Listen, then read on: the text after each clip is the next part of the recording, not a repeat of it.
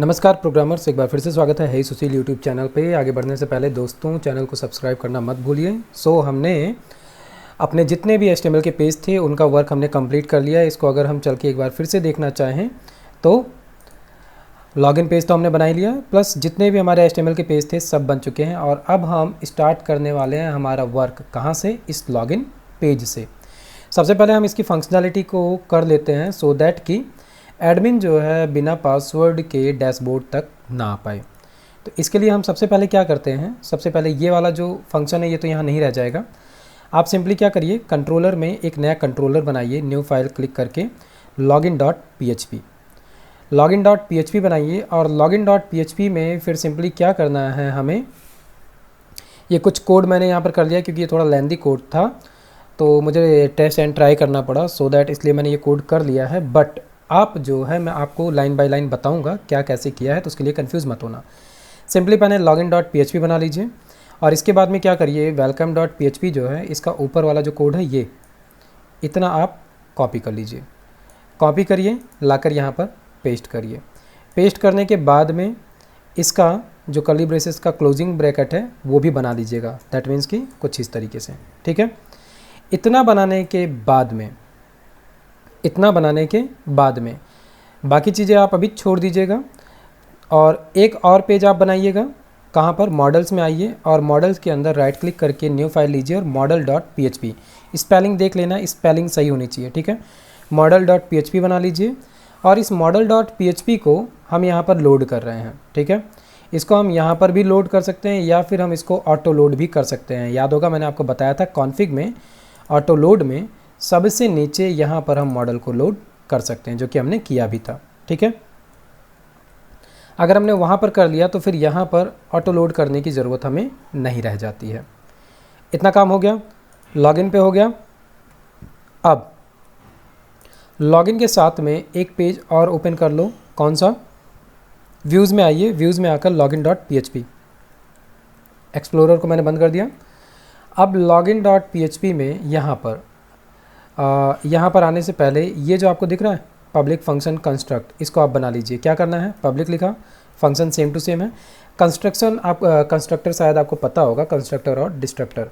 Constructor क्या होता है, हमें फंक्शन के अंदर जितने भी मेथड्स होते हैं उन सभी मेथड्स में अगर कोई सिमिलर टाइप के डेटा को पास ऑन करना होता है तो हम कंस्ट्रक्टर बनाते हैं। और ये तब तक काम करता है जब तक कि हमारा क्लास रन करता है। तो डबल_, इसके बाद में कंस्ट्रक्ट और फिर फंक्शन ओपन किया आपने, कर्ली ब्रेसेस, और फिर यहाँ पर क्या करना है, पेरेंट डबल कॉमा कॉलन, और इसके बाद में फिर डबल_, के साथ में कंस्ट्रक्ट, और फिर ये मेथड है एक, इसको आपने बंद कर दिया, ठीक। और फंक्शन को बंद किया आपने, फंक्शन बॉडी दैट मीन्स कि बंद हुई। इसके बाद में आप एक फंक्शन जो इसमें बनाएंगे क्या है, पब्लिक फंक्शन इंडेक्स। याद रहे इंडेक्स फंक्शन जो होता है ये डिफ़ॉल्ट फंक्शन होता है। डिफ़ॉल्ट फंक्शन का मतलब क्या है कि हम जब भी इसको क्या कहते हैं, हिट करें तो बाय डिफ़ॉल्ट इंडेक्स वाला फंक्शन ही कॉल होता है। अब यहाँ पर हमें क्या करना है, सपोज़ दैट अभी हमें क्या करना है, यहाँ पर आप सबसे पहले क्या करो, एक कोड लिख लो। कोड क्या लिखना है, यही वाला कोड लिखना है।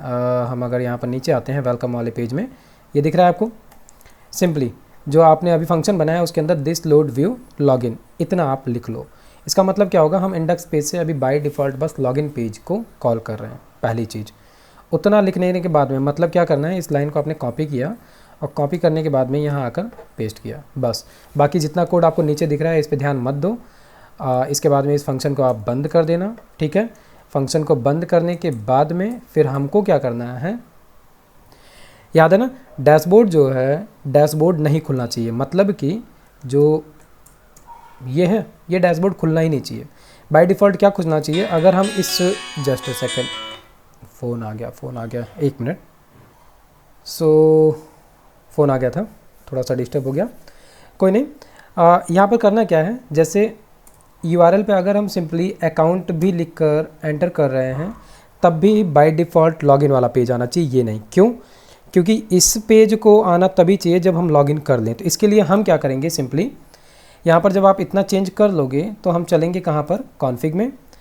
कॉन्फ़िग के अंदर आपको मिलता है routes.php। एक बार हमने स्टार्टिंग में इसके बारे में बात की थी कि यहाँ पर डिफ़ॉल्ट कंट्रोलर होता है, पेज के लास्ट में एकदम आएंगे डिफ़ॉल्ट कंट्रोलर। यहाँ पे हम डिफ़ॉल्ट कंट्रोलर क्या दे देते हैं, लॉगिन। इतना बस हमको देना ही भर है और इसके बाद में हम इसको रिफ्रेश करेंगे। यूआरएल पे आप ध्यान दीजिएगा, लोकल होस्ट / अकाउंट है, एंटर किया, इसने हमको सबसे पहले तो एरर दे दिया। एरर इसलिए दिया क्योंकि लॉगिन पेज जो है उसके अंदर एक टेबल को कॉल किया गया, hey Sushil account dot hey Sushil admin doesn't exist. क्यों? क्योंकि अब तो हे सुशील एडमिन नाम का कोई टेबल है ही नहीं हमारे टेबल में। इसके अंदर जो टेबल है वो क्या है, हे सुशील लॉगिन। तो सबसे पहले क्या करना पड़ेगा, सबसे पहले तो मुझे टेबल का नाम चेंज करना पड़ेगा। इसके बाद में मैं आपको बताता हूँ कि इसके अंदर कोड में मैंने क्या क्या किया है।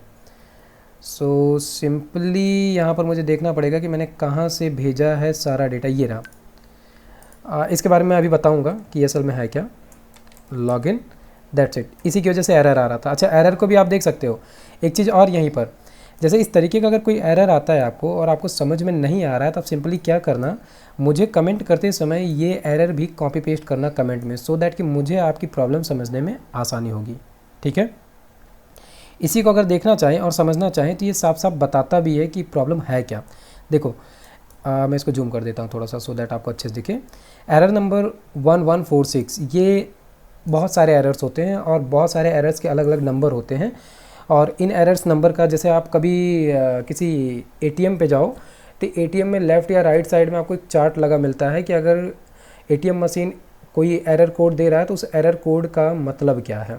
तो वैसा ही कुछ यहाँ पर भी होता है अपने डेवलपमेंट में भी, और ये असल में वो भी डेवलपमेंट ही है जो एटीएम के अंदर सॉफ्टवेयर डला हुआ है। तो ये एरर नंबर का मतलब क्या होता है कि इससे क्या एरर आ रहा है। अब ये क्या कह रहा है कि टेबल हे सुशील अकाउंट डॉट, मतलब कि ये हमारे डेटाबेस का नाम है और ये हमारे टेबल का नाम है। कह रहा है कि ये डजेंट एग्जिस्ट, है ही नहीं ये टेबल। और इसको कहाँ से ये सब मिला, सिलेक्ट स्टार फ्रॉम हे सुशील एडमिन, यहाँ से इसको ये चीज़ मिली है। ठीक है, तो अब ये जो एरर आया है इसमें आप क्या देख रहे हो कि इसने कहीं भी ये नहीं बताया कि ये एरर किस पेज से अकर हुआ है। तो अब ऐसे केस में हम क्या कर सकते हैं कि हम सबसे पहले जो कंट्रोलर हम यूज कर रहे हैं, सबसे पहले हम वहाँ देखेंगे कि एरर कहाँ से हो सकता है। क्योंकि यहाँ पर आपको कहीं से भी ये नहीं पता चल पाएगा कि असल में कौन से पेज में कौन सी लाइन में एरर अकर हुआ है, बट इतना पता चल जाएगा कि अच्छा ठीक है, हे सुशील एडमिन नाम का तो टेबल ही नहीं है। दैट मीन्स कि लॉगिन के कंट्रोलर में मैंने कहीं शायद इस नाम के टेबल को कॉल किया हो और वहीं से हमको ये पता चलेगा। इसको मैंने चेंज कर दिया। अब फाइनली मैं इसको एक बार रन करता हूँ, अभी भी एरर है, unknown column email in where clause. ये भी सही बात है। क्यों? क्योंकि अगर हम यहाँ पर देखें हे सुशील लॉगिन में, तो यहाँ पर असल में ईमेल नाम का तो कोई वही नहीं रहा, यहाँ पर यूनिक आईडी नाम का रह गया है, तो इसीलिए ये एरर दे रहा है। तो यहाँ पर ये जो है ईमेल, इसको हम चेंज कर देते हैं यूनिक आईडी से और पासवर्ड सेम टू सेम रहने देते हैं। अब एक बार हम फिर से क्या करते हैं, रिफ्रेश करते हैं इसको। आ गए, जूम को हटा देता हूँ। अब अगर आप नोटिस करो, आपके केस में तो ये सिंपल आ जाएगा, मैंने क्योंकि इसमें कोड कर रखा था और वहाँ पे कुछ चीज़ें चेंज नहीं की थी इसलिए एरर आया था। बट अगर अब आप नोटिस करो तो ठीक URL local host / account main project के नाम को ही हमने हिट किया और हम सिंपली आ रहे हैं कहाँ पर, यहाँ, मतलब कि हमारे डैशबोर्ड की जगह पर लॉगिन पेज पे, और यही हमको चाहिए था। लेकिन अभी काम हमारा नहीं हुआ है। अगर हमको यहाँ पर यूआरएल पता है, जैसे कि वेलकम / और एंटर, डैशबोर्ड भी खुल गया, मतलब काम पूरा नहीं हुआ है, अभी खुश मत होना।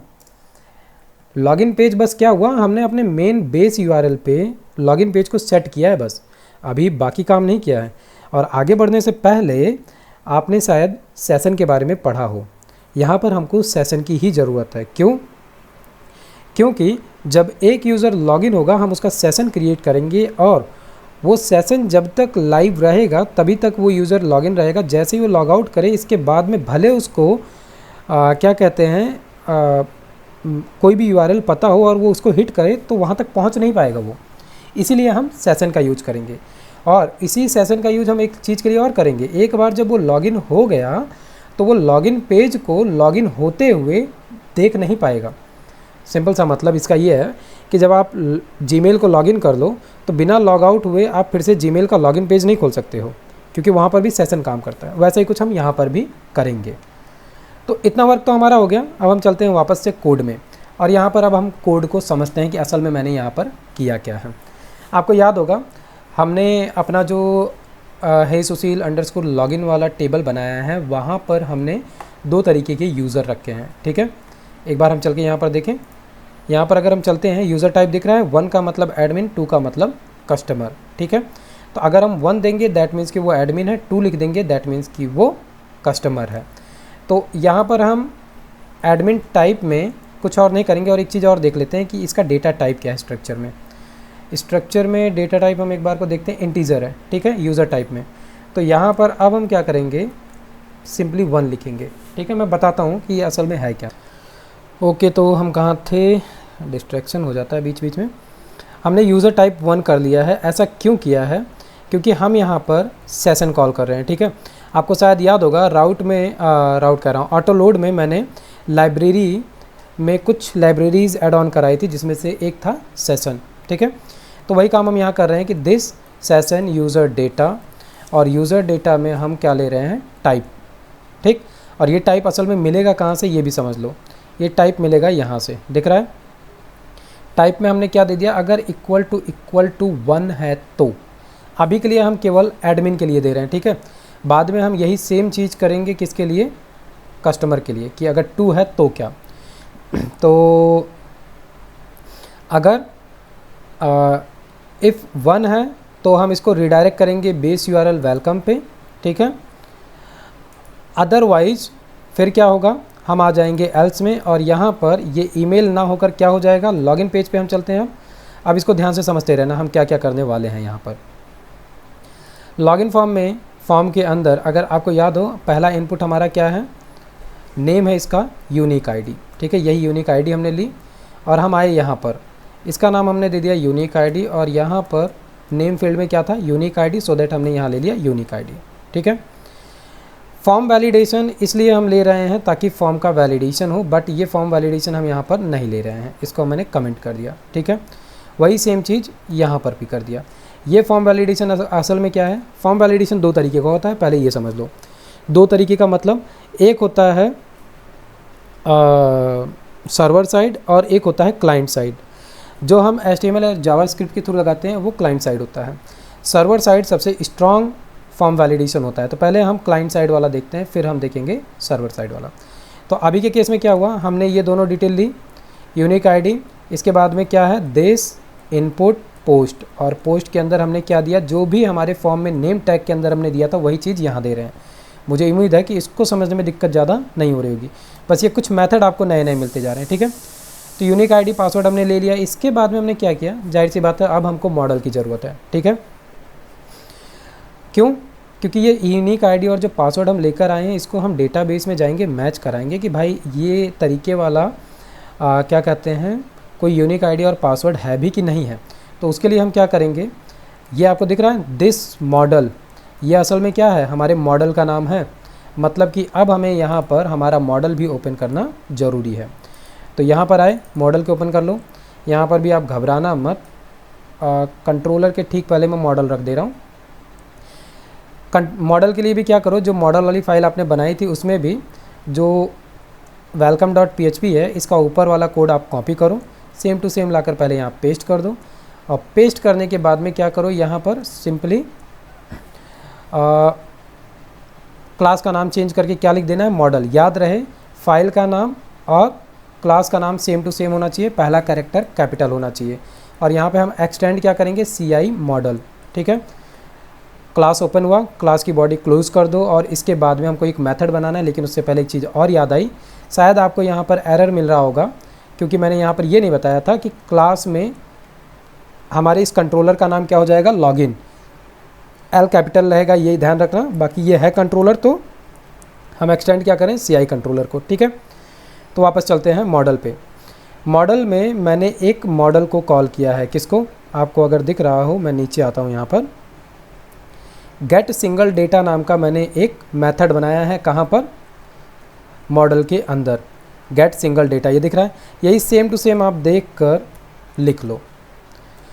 तो असल में ये किया क्या है, आपको इसको समझने के लिए पहले ये समझना ज़रूरी है कि फंक्शन जो है वो 4 तरीके का होता है। Function without argument without return value, function with argument and with return value. तो ये किस तरीके का है? Function with argument and with return value. Arguments हमारे ये हैं और रिटर्न हमने ये पूरी क्वेरी ही की है, ठीक है, क्वेरी का जो भी रिजल्ट आ रहा है वो किया है। इसके अलावा 2 और होते हैं कि function with argument without return और function without argument with return. तो ये वही वाला केस है। तो हमने यहाँ पर मेथड बनाया गेट सिंगल डेटा और इसके अंदर 2 वेरिएबल हमने कॉल किए, पास किए। पहला क्या है? टेबल नेम और दूसरा है वेयर, ठीक है। और फिर यहाँ पर हमने क्या किया? डायरेक्ट रिटर्न कराया है क्या? This dB. अभी थोड़ी देर पहले, कुछ वीडियोस पहले हमने डेटाबेस की क्वेरीज लिखी थी और इसको रन कराया था। उसके लिए हमने यहाँ पर मेथड कौन सा यूज़ किया था? कमेंट करके बता सकते हो। वहाँ पर हमने क्वेरी मेथड यूज़ किया था। और अब हम क्या यूज़ कर रहे हैं डीबी का? कौन सा मेथड? फॉर्म। तो आपको सिंपली करना क्या है, हम एक प्रोसीजरल क्वेरी चलाते हैं ना, ये असल में है क्या ये समझ लो। ये असल में यही है जो हम प्रोसीजरल क्वेरी चलाते हैं कि सिलेक्ट स्टार फ्रॉम, टेबल का नाम देना है, जैसे मान लो हमारे टेबल का नाम है हे सुशील अंडरस्कोर कस्टमर, और फिर यहाँ पे वेयर क्लॉज देना है। वेयर में फिर हमें क्या देना है? सपोज दैट मान लो वेयर यूनिक, स्पेलिंग को समझते रहना, unique ID equal to $unique ID. बस यही सेम चीज़ है जो हम यहाँ पर लिख रहे हैं और इसी को फिर हम पास ऑन करते हैं। इसी को अभी हम ले चल के अगर अपने एसक्यूएल में लिखें तो यही सेम चीज़ हमको मिल जाएगी। वही प्रोसीजरल क्वेरी यहाँ पर हम CI के प्री डिफाइंड लाइब्रेरी के मेथड के थ्रू लिख रहे हैं, ठीक है। तो दिस DB फॉर्म के अंदर हमने क्या दिया? जो टेबल का नाम हम कंट्रोलर से लेकर आ रहे हैं वो दे दिया।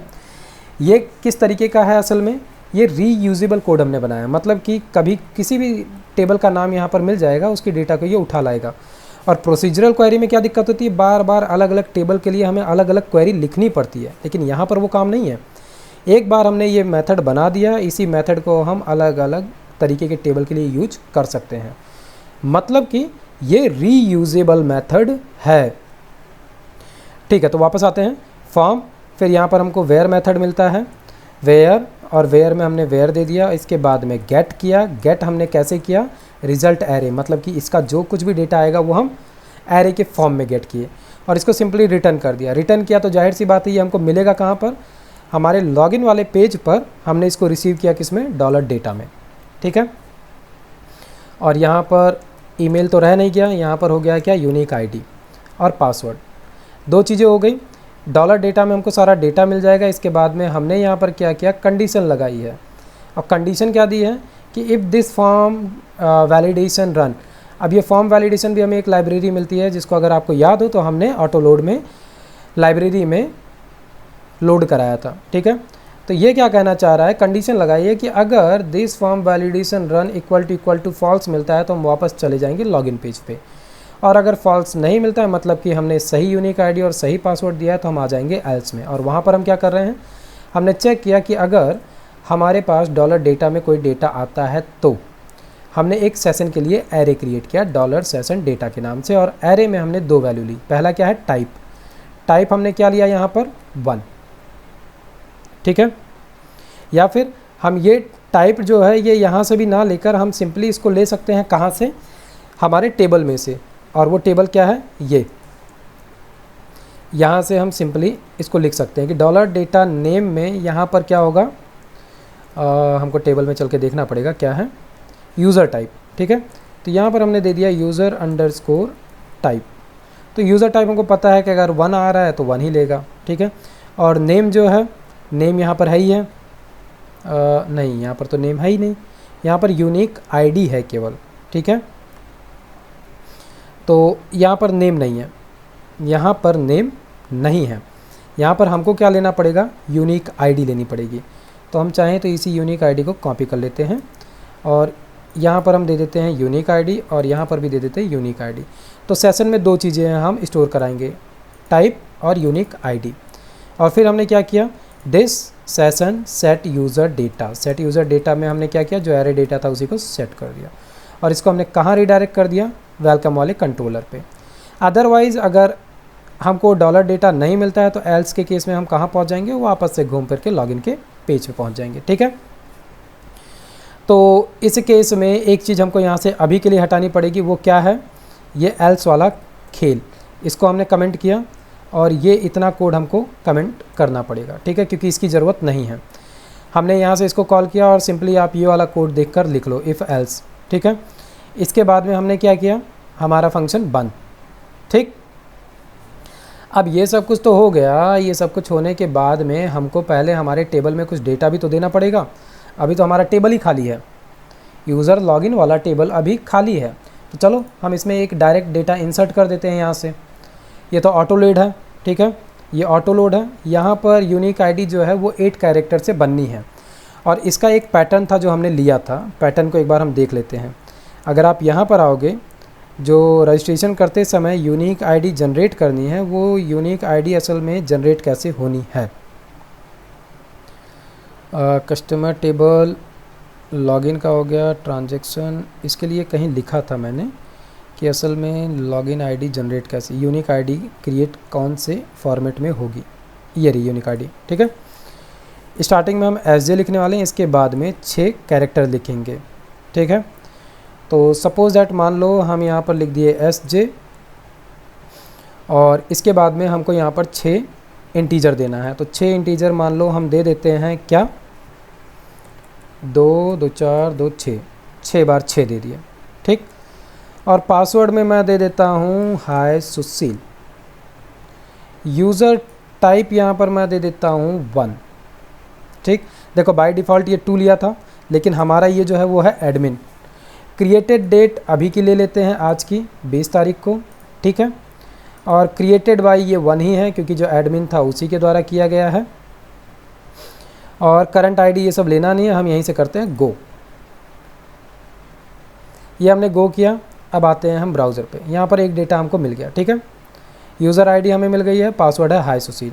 अभी के लिए पासवर्ड आपको दिख जरूर रहा है, बट इसको हमें सिक्योर करना है, हम इसके लिए MD5 एल्गोरिदम का यूज करेंगे।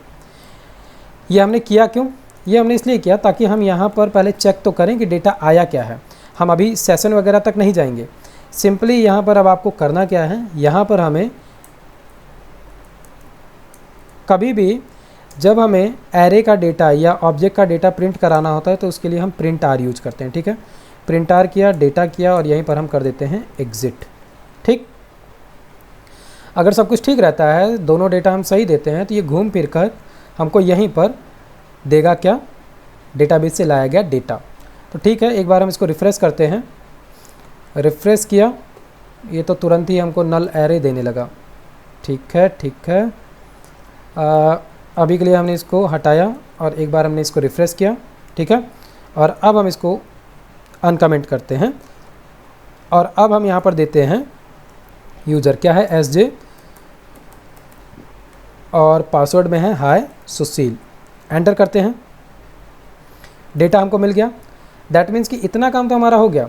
अब ये जो फॉर्मेट आया है, इसी फॉर्मेट को अगर हमें अच्छे तरीके से देखना हो तो हम क्या कर सकते हैं, मुझे कमेंट करके बता सकते हो। आप में से कुछ लोगों को शायद पता होगा, जो पहले से मुझसे पढ़े हैं उनको भी शायद अभी भी याद होगा कि हम ई को प्री लगाने से मतलब कि प्रीव्यू मोड में ये हमको दिख जाएगा। कंटिन्यू किए, आ गया डेटा समझने लायक।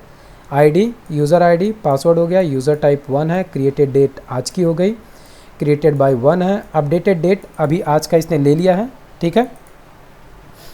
तो इतना डेट अगर हमको मिल गया तो अब हम क्या करते हैं, सिंपली इसको ले चलते हैं और इसके आगे बढ़ते हैं। इसके आगे का काम क्या है, यहाँ पर आपको दिख रहा है, सीधे अगर डेटा खाली नहीं है तो ये सेशन क्रिएट कर देगा और हमको कहाँ भेज देगा, वेलकम पे, ठीक है। इतना काम हो जाने के बाद में चलो इसको हम एक बार रिफ्रेश करते हैं। कंटिन्यू, देख रहा है हम सीधे कहाँ पहुँच गए, वेलकम पे।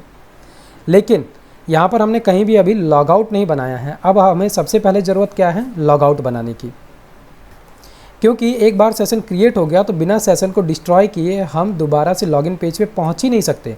अभी आप देखना चाहोगे, यहाँ पे मैंने इसको हटाया और इसको एंटर किया, दिख रहा है लॉगिन पेज पे नहीं पहुँच रहे हैं। क्यों, क्योंकि हमने यहाँ पे कोड ही दिया था कि ये लॉगिन पे आएगा, लॉगिन में अगर ये यूज़र टाइप 1 मिला तो ये तुरंत रिडायरेक्ट हो जाएगा वेलकम पे।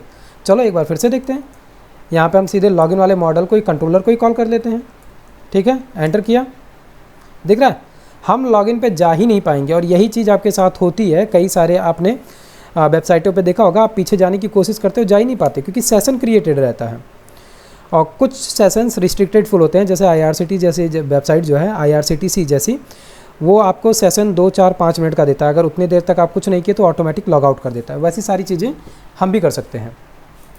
तो अब हमारा नेक्स्ट वर्क क्या है, सबसे पहले तो हम यहाँ पर बनाएंगे लॉग आउट का बटन और सेशन को डिस्ट्रॉय करेंगे।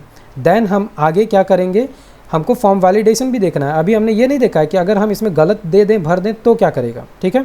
तो नेक्स्ट में हमको क्या देखना है, लॉग आउट करना है और सेशन को डिस्ट्रॉय करना है, ठीक है। तब तक इस कोड को करो। अगर कोई प्रॉब्लम आती है तो मुझे कमेंट करके बताना।